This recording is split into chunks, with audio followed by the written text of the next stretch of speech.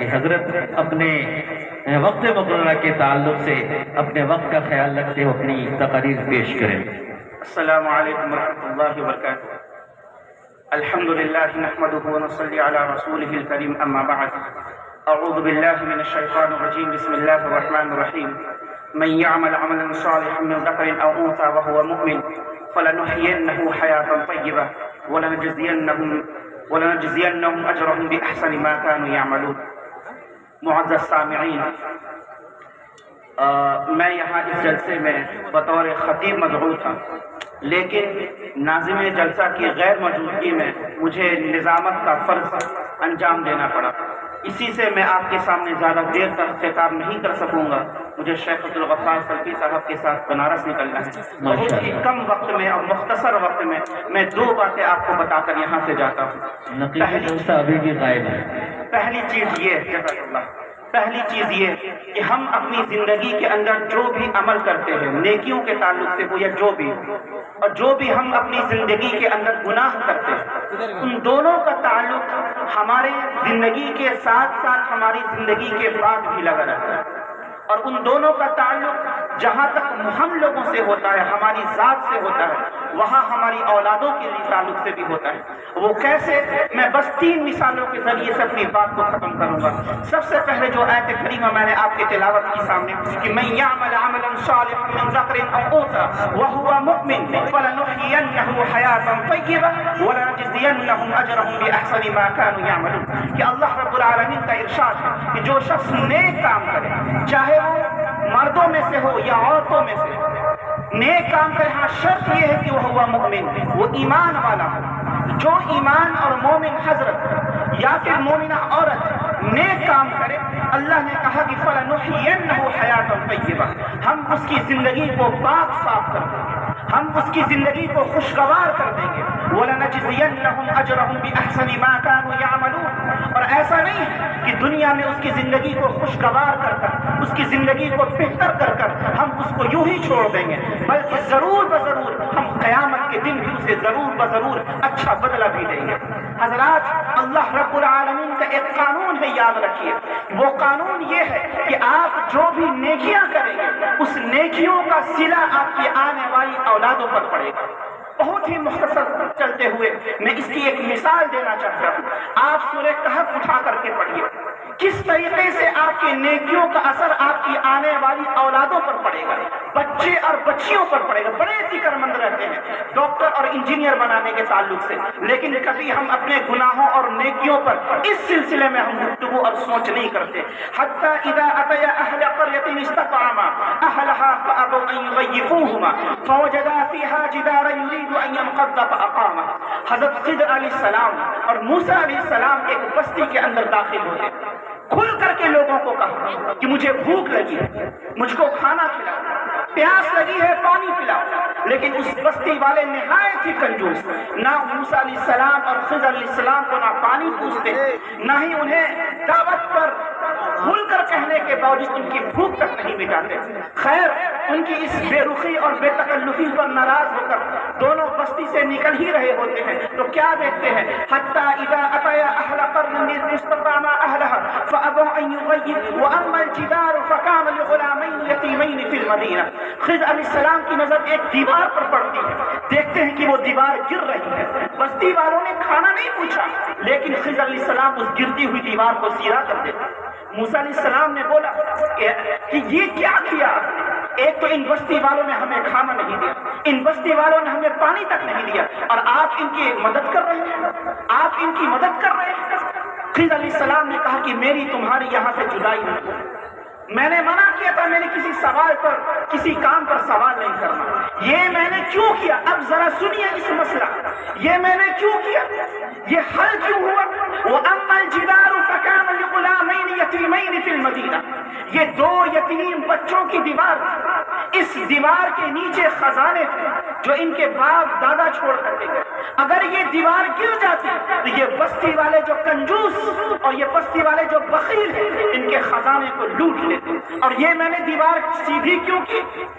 وَكَانَ أَبُوهُمَا صَالِحًا، اس کا باپ نیک آدمی، باپ دنیا میں موجود نہیں، باپ نیکی کر کر مر گیا، اس کی نیکیوں کا صلہ یہ مل رہا ہے کہ اللہ رب العالمین پیغمبروں اور رسولوں کے ذریعے سے ان بچوں کے خزانوں کی حفاظت کر رہا ہے۔ اس آیت کی تفسیر میں ابن عباس رضی اللہ تعالی عنہ جو امام التفسیر، جنہیں تفسیر کا امام کہا جاتا ہے، ٹھیک ہے، ابن عباس وہ بیان کرتے ہیں کہ قرآن نے جو یہ بات کہی کہ ان کا باپ نیک تھا، باپ کی نیکیوں کی وجہ سے بیٹوں کے خزانے کی حفاظت کی گئی۔ ابن عباس کہتے ہیں کہ اس باپ سے مراد ان کا حقیقی باپ نہیں ہے، بلکہ وہاں پر اس باپ سے مراد ان کا دادا مراد ہے، اور دادا بھی کون؟ 7ویں نسل کا دادا، 7ویں نمبر کا دادا۔ ذرا سوچئے، ابن عباس تفسیر کر رہے ہیں کہ 7ویں نمبر کے دادا نے کوئی نیکی کی ہے اور اس کا پھل، اس کا اجر 7ویں نسل کو پہنچ رہی ہے۔ تو ہم جو بھی نیکی کریں اس کو معمولی نہ سمجھیں، حقیر نہ سمجھیں، ہم کمتر نہ سمجھیں کہ ہم نے یوں ہی نیکی کی اور ہم نے اس کو اڑا دیا۔ ذرا دیکھیے کیسے کیسے لوگ اس دنیا میں آئے ہیں اور اپنے نیکیوں کے تعلق سے کس طریقے سے وہ حساس رہے ہیں۔ سعید بن مسیب ایک تابعی ہے، سید التابعین کہا جاتا ہے، رات میں اٹھتے تہجد کی نماز پڑھ رہے ہیں، چھوٹا سا بچہ دیکھا کہ ان کا چھوٹا سا بچہ سویا ہوا ہے، اپنے بچے کی طرف نظر دوڑاتے ہیں اور کیا کہتے ہیں؟ لیحفظک اللہ من اجلک یا بنی، لیحفظک اللہ ویصلحک اللہ ویجعل یبک وجعل یقرأ وکان ابوہما صالحا۔ اپنے چھوٹے سے بچے پر نظر دوڑاتے ہیں، رات میں اٹھتے ہیں تہجد کی نماز پڑھنے، اپنے چھوٹے سے بچے کو دیکھتے ہیں سویا ہوا، کہتے ہیں اے میرے بچے، جہاں اس نماز کو پڑھنے کا مقصد اپنے رب کو راضی و خوش کرنا ہے، وہیں میرا یہ مقصد یہ بھی ہے کہ میری اس نیکی کی وجہ سے جو میں رات میں اٹھ کر اللہ کو راضی کرنے کے لیے کر رہا ہوں، اس نیکی کی وجہ سے کل کو اللہ تیری حفاظت فرمائے، اللہ تیری حفاظت فرمائے، اللہ تیری اصلاح فرمائے۔ وجعل یبکی، اور رونے لگتے ہیں، قرآن کی وہ آیت پڑھتے ہیں کہ وَكَانَ أَبُوهُمَا صَالِحًا، کہ ان کا باپ ایک نیک اور صالح آدمی تھا۔ پتہ کیا چلا کہ ہم جو بھی نیکی کریں گے اس کا اجر، اس کا ثواب جہاں ہم کو ملے گا، اللہ رب العالمین کے قانون کے مطابق اس کا جزوی طور پر ہم اس دنیا میں بھی اس کا اجر و ثواب پائیں گے۔ اور اس کا اجر و ثواب کس طریقے سے؟ اپنی اولاد کے اوپر بھی ہوگا۔ اور آخری بات اس تعلق سے، جہاں ہماری نیکیوں کا تعلق ہماری اولادوں پر ہوگا، اسی طریقے سے ہمارے گناہوں کا اثر بھی ہماری اولاد پر ہوگا۔ کس طریقے سے؟ کس طریقے سے؟ اللہ رب العالمین کا ایک اور قانون سنتے جائیے، وقت نہیں ہے ورنہ موضوع بہت بہترین ہے۔ اللہ رب العالمین کا ایک قانون یہ ہے کہ اگر اللہ رب العالمین، اگر آپ کوئی گناہ کرتے ہیں تو اللہ رب العالمین آپ کو اس گناہ کی سزا نہ دے کر آپ کی اولاد کو سزا دے گا۔ وہ الگ بات ہے، آپ کی اولاد کے لیے وہ آزمائش ہوگی اور آپ کے لیے وہ سزا ہوگی۔ ذرا سوچیے، اور یہ کس طریقے سے میں بات کر رہا ہوں اور یہ میں بات کیوں کر رہا ہوں؟ اس آیت کو یاد کریے جس آیت میں اللہ رب العالمین نے محمد رسول اللہ صلی اللہ علیہ وسلم کو مخاطب کیا، فَلَا تُعْجِبْكَ أَمْوَالُهُمْ أَوْلَادُهُمْ إِنَّمَا يُرِيدُ اللَّهُ لِيُعَذِّبَهُمْ بِهَا فِي الْحَيَاةِ الدُّنْيَا۔ سورہ توبہ آیت نمبر 55، ذرا اس آیت کا مفہوم سنیں۔ فَلَا تُعْجِبْكَ أَمْوَالُهُمْ أَوْلَادُهُمْ۔ اے نبی، آپ ان لوگوں کے، آپ تعجب میں نہ پڑیے، ان لوگوں کے مال اور اولاد کو دیکھ کر آپ تعجب میں نہ پڑیے، بلکہ اللہ رب العالمین کا ارادہ یہ ہے کہ اللہ رب العالمین ان کو انہی کی مال اور اولاد سے، مال اور اولاد سے انہیں سزا دے، عذاب میں مبتلا کرے گا اللہ رب العالمین۔ تو یاد رکھیے اللہ رب العالمین کا ایک قانون ہے، گناہ آپ کریں گے، سزا اولاد کو ہوگی، اس کے لیے آزمائش ہے، لیکن آپ کے لیے وہ چیز سزا کے۔ ذرا سوچیے، آپ باہر نکلتے ہیں، خبر لگتی ہے آپ کے بیٹے کا کہیں ایکسیڈنٹ ہو گیا، ایک باپ کے سینے پر، ایک ماں کے سینے پر کیا گزرے گی؟ کیا وہ عذاب سے کم نہیں؟ کیا وہ عذاب سے کم نہیں؟ اسی طریقے سے ایک اور مثال سن لیجیے، علی رضی اللہ تعالی عنہ، علی رضی اللہ تعالی عنہ کا جب نکاح فاطمہ رضی اللہ تعالی عنہ سے ہوا کچھ ہی عرصے گزرے تھے کہ ابو جہل کی ایک بیٹی جو ایمان لے آئی تھی، علی رضی اللہ تعالی عنہ نے اس ابو جہل کی جو بیٹی ایمان لائی اس سے نکاح کا ارادہ کر لیا۔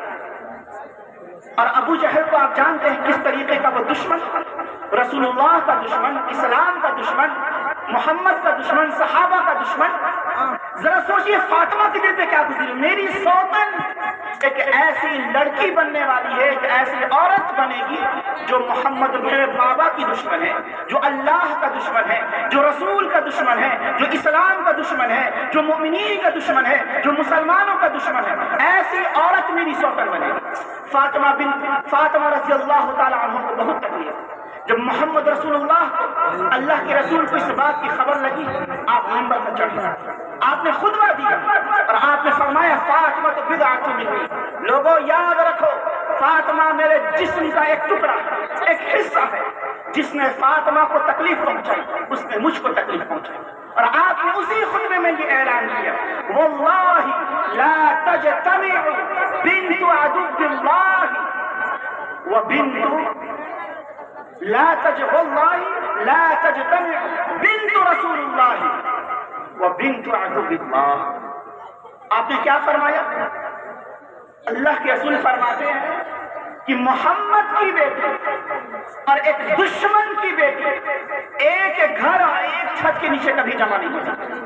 ذرا بتائیے ابو جہل کی بیٹی کا کیا قصور، ایمان لے آئی، بس اس کا بابا جاہل، اس کا بابا کافر، اس کا بابا مسلمانوں اور رسول اللہ کا دشمن، اسلام کا دشمن، اس دشمنی کا اثر ان کی اولاد پر اس طریقے سے ہوا کہ اللہ کے رسول صلی اللہ علیہ وسلم نے حضرت علی کو یہ حکم دے دیا، علی تمہیں اگر فرعون کی اس ایمان لائی ہوئی بیٹی سے تمہیں نکاح کرنا ہے تو کرو، لیکن پہلے فاطمہ بنت محمد کو طلاق دینا۔ یہ اعلان تھا رسول اللہ، یہ اس بات کی گواہی ہے باپ گناہ کرے گا اولاد سزا بھگتے گی، اولاد کے لیے آزمائش ہے اور والدین کے لیے وہ چیز کیا ہے؟ عذاب ہے۔ میرے بھائیوں اور دوستوں انشاءاللہ پھر کبھی موقع ملا تو آپ کے سامنے خطاب کروں گا۔ اللہ رب العالمین سے دعا ہے کہ اللہ رب العالمین اس مجلس کے سجانے بسانے اور رچانے والوں کو اس دنیا میں بھی اور آخرت میں بھی اجر عظیم عطا فرمائے، ان کی اس محنت کو، کاوش کو، جد و جہد کو اللہ قبول فرما لے، اپنے بارگاہ الہی میں اس محنت کے بدلے اللہ جنت الفردوس عطا فرمائے، ہمارے تمام گناہوں کو بخش دے۔ اللہ رب العالمین ہم تمام لوگوں کو سننے سے زیادہ عمل کی توفیق عطا فرمائے۔ وآخر دعوانا الحمد للہ رب العالمین۔